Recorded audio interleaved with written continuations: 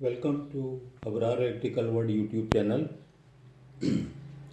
ये कंसेप्ट जो आज डिस्कस करने जा रहे हैं ये है आई लैंडिंग का। आई लैंडिंग को आमतौर पे with reference to power system stability और उसकी सिस्टम इम्प्रूवमेंट के लिए डिस्कस किया जाता है। लेकिन देखें, आई लैंडिंग जो है ये टर्म कोई ज़रूरी नहीं है कि फॉल्ट के केस में ही अप्लाई की जाए।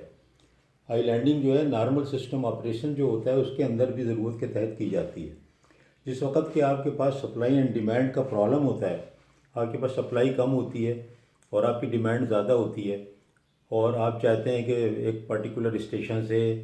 लोड आए एक ख़ास लिमिट तक, तो ज़ाहिर है वो तो पावर स्टेशन भी कंट्रोल करता है। लेकिन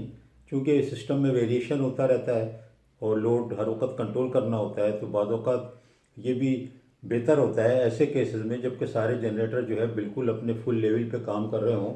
और ज़रा से भी कोई डिस्टर्बेंस हो जाए कहीं पर भी,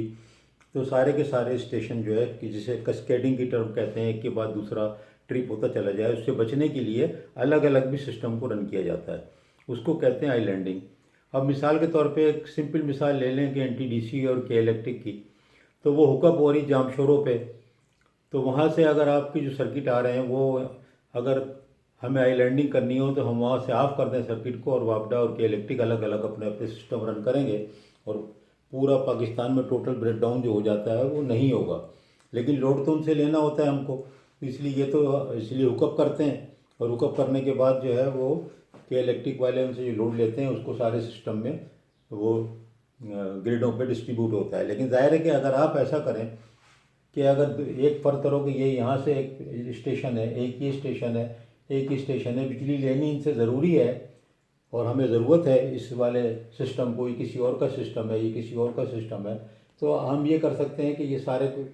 ब्रेकर को ऑन रखें तो सब मिल करके चलेंगे। लेकिन फॉल्ट के केस में अगर बिल्कुल ही अपने मैक्सिमम पे सारे पावर स्टेशन चल रहे हैं तो बड़ी ख़तरनाक सूरत हाल पैदा होती है कि कोई अगर ट्रिपिंग ऐसी हो गई कि कुछ लाइनें ऐसी ट्रिप हो गई कि एक स्टेशन आइसोलेट हो गया, तो कैस्केडिंग में दूसरे स्टेशन भी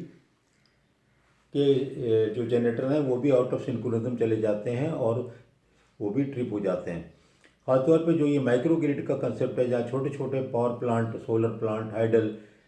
50 मेगावाट की विंड टर्बाइन कनेक्टेड है 10,000 मेगावाट के सिस्टम के साथ, तो वो तो बिल्कुल ही ऐसे केस में मफलूज हो जाते हैं और वो ट्रिप हो जाते हैं। तो उस केस में ये होता है कि आप जब फॉल्ट आता है तो उस ऐसी जगहों पर ट्रिपिंग करा देते हैं कि सब अलग अलग अपना अपना लोड ले करके अलग अलग हो जाएं और सिस्टम चलता रहे। उसको कहते हैं आई लैंडिंग। फॉल्ट के केस में पावर सिस्टम स्टडीज़ से वो पॉइंट मिल जाते हैं जहाँ पर के एक किस्म का पावर फ्लो मिनिमम हो और वहाँ से अगर आप ब्रेकर्स को ऑफ कर दें तो सिस्टम अलग अलग हो जाए। लेकिन नॉर्मल ऑपरेशन में भी ये बहुत ज़्यादा किया जाता है क्योंकि नॉर्मल ऑपरेशन में भी सिस्टम को बचाने के लिए और लोड को कंट्रोल करने के लिए आई लैंडिंग का इस्तेमाल किया जाता है। मिसाल के तौर पे मुझे ये जो सिस्टम है 3 जनरेटर लगे हैं, मैंने इसको आइसोलेशन में चलाना है, आई लैंडिंग मोड में चलाना है। मैं यहाँ से मैंने ऑफ़ किया, ये ऑफ़ किया, ये ऑफ़ किया, देखें, और यहाँ से मैंने इस वाले स्टेशन को यहाँ से भी ऑफ़ कर दिया इधर से,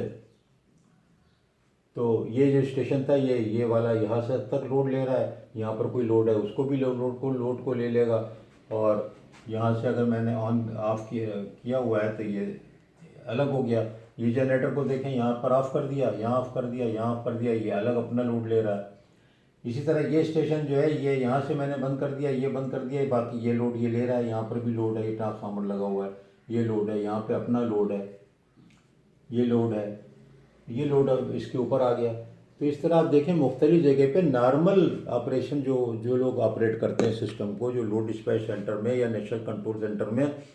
वहाँ पर लोड फ्लो नज़र आ रहा होता है। अब फ़र्क करो कि ये इस लाइन के ऊपर लोड जो है ही नहीं, बिल्कुल यहाँ से लोड आ रहा है, यहाँ तक लोड सप्लाई हो रहा है और ये लोड यहाँ पर सप्लाई हो रहा है, यहाँ पर हो रहा है और यहाँ पर हो रहा है, और इसके ऊपर लोड बिल्कुल नहीं है या 5-10 एम्पियर है। तो मैं अगर इसको ऑफ़ कर दूंगा या ये लाइन नहीं होगी वहाँ पर वक्ती तौर पे, तो क्या फ़र्क पड़ेगा।